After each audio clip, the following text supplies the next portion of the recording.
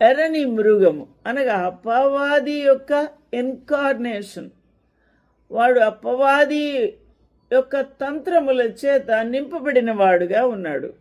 ఈ క్రూర మృగము వాడు ఆ యొక్క ఎర్రని మృగము, వాడికి 7 తలలు ఉన్నాయి. ఆ యొక్క 7 తలలు కలిగిన ఈ యొక్క క్రూర మృగము మనము ఇక్కడ చూసినప్పుడు 7 రాజులు. ఆ 7 రాజులలో 5 కూలిపోయారు. అనగా కాలము గడుస్తున్న కొద్దికి వారి యొక్క ఆయుష్ అయిపోయిన కొద్దికి వారు రాలిపోతారు. కాబట్టి 5 కూలిపోయారు. అయితే ఇప్పుడు 5 కూలిపోయి ఉన్నట్టుగా 10వ వచనంలో చెప్తూ ఉన్నాడు. 7 తలలు, ఆ స్త్రీ కూర్చున్న 7 కొండలు, మరియు 7 రాజులు కలరు, 5 కూలిపోయిరి. అతడు ఒక కడమ రాజు రావాల్సి ఉన్నాడు, వాడు ఇంకా రాలేదు. అయితే ఇప్పుడు లేనివాడు అయిన ఈ క్రూర మృగము 7 పాటుతో ఒకడు అయి ఉండి తానే 8వ రాజగుచు నాశనమునకు పోవును. ఇక్కడ 5 లేరు. అయితే ఎంతమంది ఉన్నారు? 2 ఉన్నారు, 2 ఉన్నారు.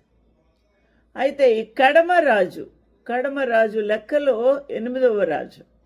వీడు 8వ రాజుగా వాడు వచ్చి వాడు పాతాళమునకు పోవుటకు, నాశనమునకు పోవుటకు సిద్ధంగా ఉన్నాడు అని 11వ వచనంలో వ్రాయబడి ఉంది. ఒకప్పుడు ఉండేడు కానీ ఇప్పుడు లేడు అని అంటున్నాడు ఈ క్రూర మృగము. ఎందుకనగా ముందు అధ్యాయాలు మనం చూస్తూ ఉన్నప్పుడు ఏమి జరిగింది అనంటే 2 సాక్షులతో యుద్ధము చేసి ఉన్నాడు. కాబట్టి ఈ యొక్క 2 సాక్షులు మనము దీని గురించి ఆ యొక్క వేశ్యకు జరగవలసిన తీర్పును గురించి కూడా యిర్మీయా భక్తుడు ప్రవచించాడు. 51:13 విస్తార జలముల యొద్ద నివసించుచున్నదానా. ఎవరు? ఈ వేశ్య.